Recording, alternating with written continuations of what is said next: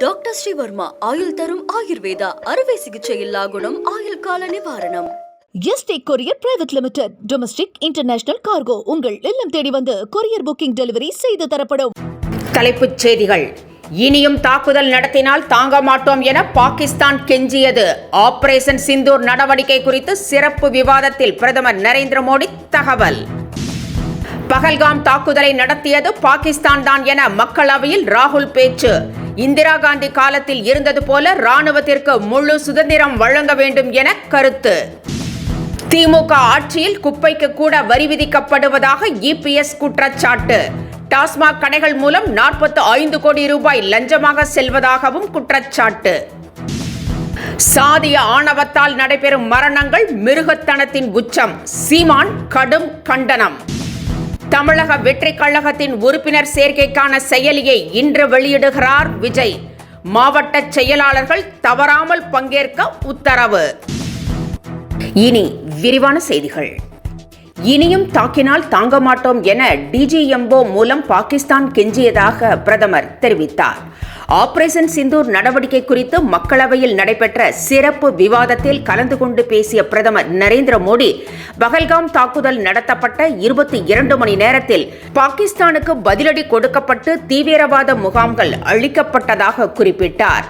அமெரிக்க துணை அதிபர் தம்மிடம் பேசிய போது பாகிஸ்தான் மிகப்பெரிய விலையை கொடுக்க வேண்டியிருக்கும் என தான் எச்சரித்ததாகவும் பிரதமர் கூறினார். பகல்காம் தாக்குதலை நடத்தியது பாகிஸ்தான் தான் என மக்களவையில் ராகுல் காந்தி தெரிவித்திருக்கிறார். அந்த தாக்குதலின் போது நாடே திரண்டு மத்திய அரசுக்கு ஆதரவளித்ததாகவும் அவர் குறிப்பிட்டுள்ளார். மக்களவையில் ஆபரேஷன் சிந்தூர் குறித்த சிறப்பு விவாதத்தின் போது ராகுல் காந்தி கலந்து கொண்டு பேசினார். மனைவியர் எதிரே கணவர்களை அவர்கள் கொன்றதாக குறிப்பிட்ட ராகுல் காந்தி, இந்திரா காந்தி காலத்தில் இருந்தது போல ராணுவத்திற்கு முழு சுதந்திரம் வழங்க வேண்டும் என வலியுறுத்தினார். ஆட்சிக்கு வந்தால் வரிகளை குறைப்பேன் என்று கூறிய திமுக தற்போது குப்பைக்கு கூட வரி விதித்திருப்பதாக எடப்பாடி பழனிசாமி குற்றம் சாட்டியுள்ளார்.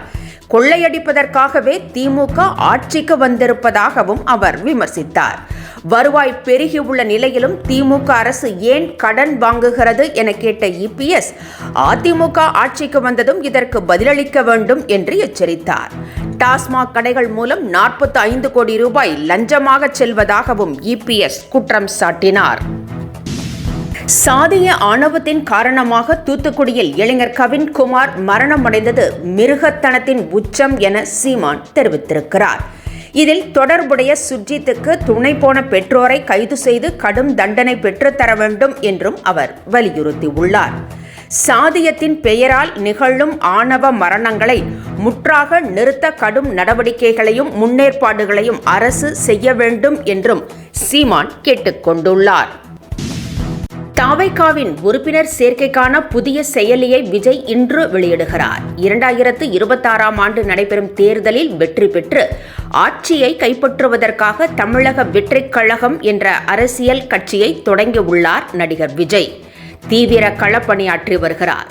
இந்நிலையில் பனையூரில் உள்ள கட்சி தலைமை அலுவலகத்தில் தாவேகா உறுப்பினர் சேர்க்கைக்கான மை டிவிகே என்ற செயலியை விஜய் வெளியிடுகிறார்.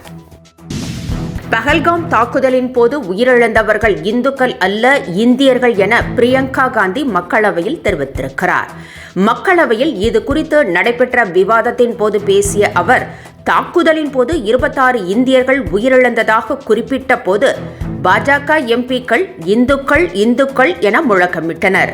அப்பொழுது குறுக்கிட்ட பிரியங்கா, அனைவரும் இந்துக்கள் அல்ல, இந்தியர்கள் என தெரிவித்தார். இதற்கு பாஜகவினர் கடும் எதிர்ப்பு தெரிவித்ததால் பரபரப்பு ஏற்பட்டது.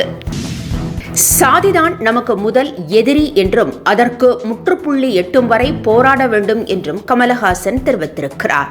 நெல்லையில் கவின் என்பவர் சாதி ஆணவத்தால் மரணமடைந்த சம்பவத்திற்கு கண்டனம் தெரிவித்த அவர், குற்றவாளிகளுக்கு கடும் தண்டனை பெற்றுத்தர தமிழக அரசை வலியுறுத்துவதாக கூறினார். சாதிய கொடுமை எனும் சமூக இழிவிற்கு எதிராக அனைத்து அரசியல் இயக்கங்களும் ஒன்று திரள வேண்டும் என்றும் கமலஹாசன் கேட்டுக்கொண்டார். போக்குவரத்து துறையில் வேலை வாங்கி தருவதாக லஞ்சம் பெற்ற புகாரில் செந்தில் பாலாஜிக்கு எதிரான வழக்கில் உச்சநீதிமன்றம் சரமாரி கேள்விகளை எழுப்பியிருக்கிறது. பணம் பெற்று நியமன ஆணைகளை வழங்கிய அதிகாரிகள் யார் என தமிழக அரசை கேட்டுள்ள உச்சநீதிமன்றம் குற்றம் சாட்டியுள்ள 2500 பேரிடமும் விசாரணை செய்தால் செந்தில் பாலாஜியின் வாழ்நாள் முழுவதும் வழக்கு முடிவுக்கு வராது என்று தெரிவித்திருக்கிறது. பாகிஸ்தானுடனான சண்டையில் இந்திய ராணுவ வீரர்கள் 250 பேர் உயிரிழந்தனர் என்று ராணுவ தளபதி உபேந்திர திரிவேதி ஒப்புக்கொண்டதாக வெளியான வீடியோ போலியானது என்று மத்திய அரசு தெரிவித்திருக்கிறது. உண்மை கண்டறியும் அமைப்பின் மூலம் இந்த வீடியோ ஆராயப்பட்டதில் அது AI கொண்டு எடிட் செய்யப்பட்டதாகவும் மத்திய அரசு தெரிவித்திருக்கிறது. இந்த வீடியோவை யாரும் நம்ப வேண்டாம் என்றும் போலியானது என்றும் ஷேர் செய்ய வேண்டாம் என்றும் அறிவுறுத்தியிருக்கிறது. இஸ்ரோவும் நாசாவும் இணைந்து உருவாக்கிய நிசார் செயற்கைக்கோள் இன்று மாலை விண்ணில் ஏவப்படுகிறது. இதற்கான கவுண்ட் டவுன் தொடங்கிய நிலையில் இன்று மாலை 5:40 மணிக்கு ஸ்ரீஹரிகோட்டாவில் இருந்து GSLV F-16 ராக்கெட் மூலம் நிசார் செயற்கைக்கோள் விண்ணில் ஏவப்படுகிறது. இத்துடன் செய்திகள் நிறைவடைந்தன. மீண்டும் பிற்பகல் 1 மணிக்கு சந்திக்கலாம். வணக்கம். என்றும் உங்களுடன் மை இந்தியா. முக்கிய செய்திகளை உடனுக்குடன் தெரிந்து கொள்ள சப்ஸ்கிரைப் பண்ணுங்க, பெல் பட்டனை பிரஸ் பண்ணுங்க. என்றும் உங்களுடன் மை இந்தியா. டாக்டர் ஸ்ரீவர்மா ஆயுள் தரும் ஆயுர்வேதா அறுவை சிகிச்சை இல்லா குணம் ஆயுள் கால நிவாரணம். Yesterday courier private limited domestic international cargo உங்கள் இல்லம் தேடி வந்து கொரியர் புக்கிங் டெலிவரி செய்து தரப்படும்.